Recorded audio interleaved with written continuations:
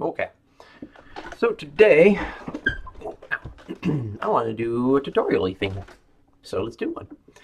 So in the industrial furnace, I talk a lot about the industrial furnace that I make, that I use. And so I'm going to build one and explain how it works. So first, we need to get rid of all this junk, and we're going to keep the cobblestone. So we need, not that one. I don't do a lot of creative mode, I'll be completely honest, so bear with me. And lava, because I want a fuel, I don't need to do that. Fuel source, and we need hoppers, and we will need a furnace. The furnace is down here. Let me put furnace, it's probably over here. Oh, it tells you how much how often I use creative mode. What's that? Stone cutter. Oh, that's one of the things that doesn't actually exist anymore. I think that's what got replaced by the furnace, if I remember reading somewhere correctly. And a regular chest, not a trapped chest. So, the industrial furnace. So here's our regular furnace. We can put stuff into our regular furnace, and things will come out. That's what's nice, really. Why do you do that? Whatever. The nice thing about the industrial furnace. And then when I take something out of it, I will get XP. So that's just good old-fashioned regular furnace. I need lava again. Come sign it. And let's see. Okay. So that's a regular furnace. Keep mapping. There we go. And that's nice, but what happens when this bucket's done? What if I want to keep smelting? So for that, we have the industrial furnace. Now, what this does is it uses hoppers. Now, hoppers will take whatever's above them and put it in something below them or attach to them. We'll talk about that in a minute. So if I, for example, put a hopper with a chest underneath it, and then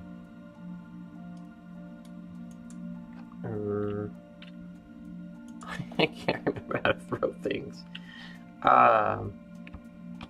That's actually slightly embarrassing. I do not remember how to do that.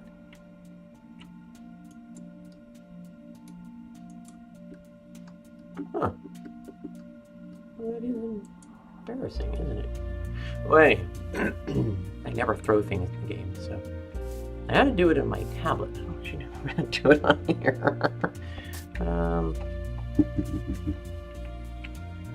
Whatever. Anywho, so what you can do, for example, is throw something on here. It'll get grabbed by the hopper and go down into here.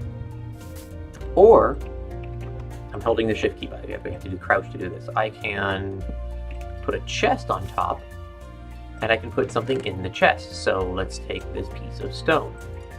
It disappeared. It will briefly drop into the hopper, and then the dropper will deposit it in the bottom chest. It's pretty cool. If you want, we can put a chest here. We'll hit the shift key for crouching, and we'll click to the side of it, and it will actually attach. So now notice it's not underneath, it's beside it. And the same techniques will work. Now, furnaces. Furnaces can work the same, can have hoppers attached to them. So if we attach a hopper to the top of a furnace and to the side, it will both feed whatever you want to smelt into the top, and your fuel source into the side. And then if we put a hopper underneath, it'll go into a chest. So this is actually sometimes easier to do with some sort of backing.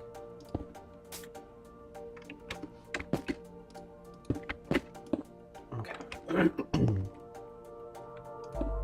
You don't need to do it this way. Oh wait, I'm in creative.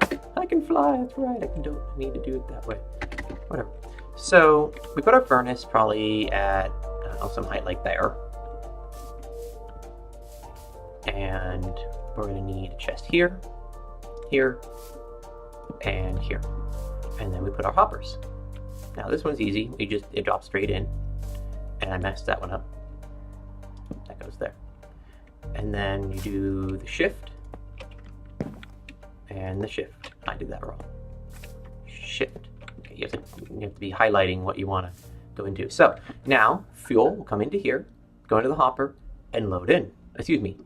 Whatever we're feeding to do the smelting. So if I do this, notice it's starting to pull. You'll see it travel through here. And once it decides to be cooperative, oops, I set it up wrong.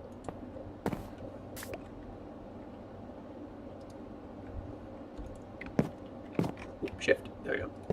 There we go. I can't touch that. I accidentally put it into the wall. So, God darn it. Get it again. There we go.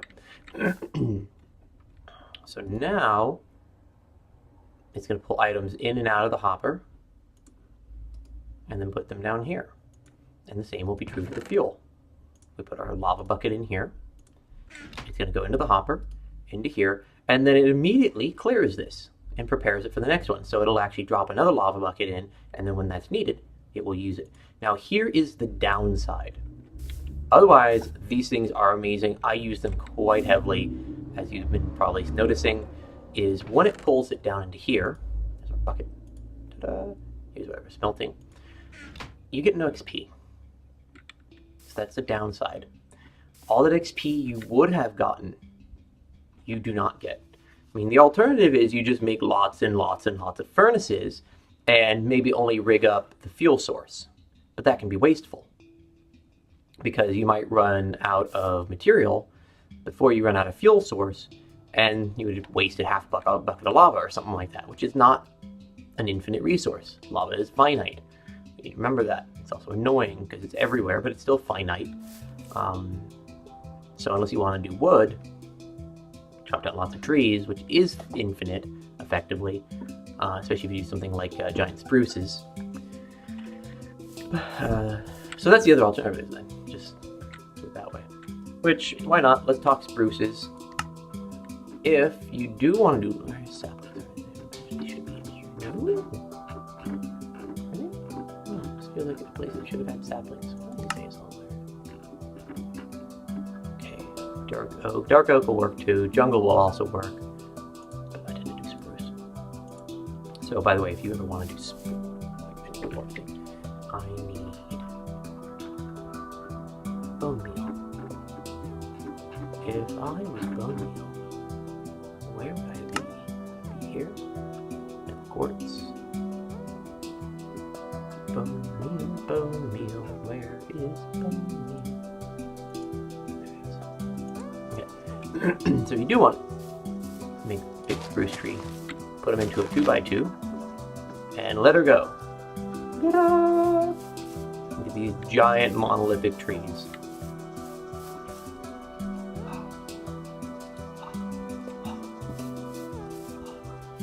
I don't know, I'm going because it's amusing me.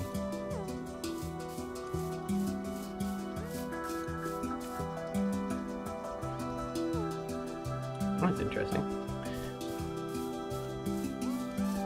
So if I click once on the empty grass, it just does what it does. But if I do it on another thing in the grass, it turns it into tall grass.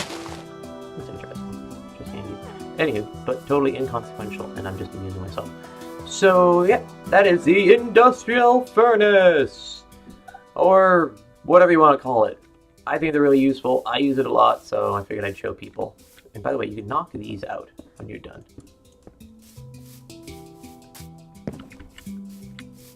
Now, it is important, the layout. I did try this once. I attempted to put this part on the top, and it didn't work. So your fuel source must be on the side, and your feeder, stuff to smelt, must be here. Oh, that actually reminds me. There's another way you can build this. So let's, and this is the weirder way to build it.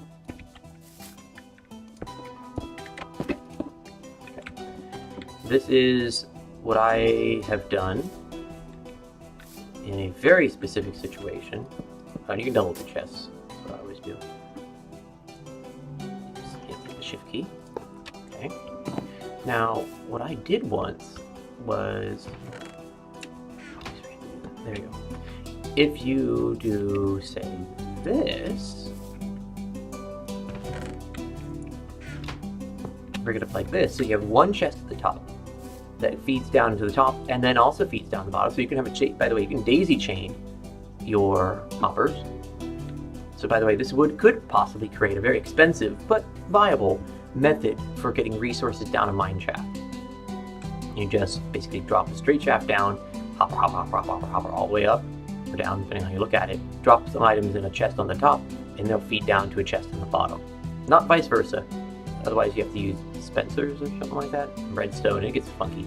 And you have to have a timer, and maybe I'll do something like that sometime. But anyway, the reason for this,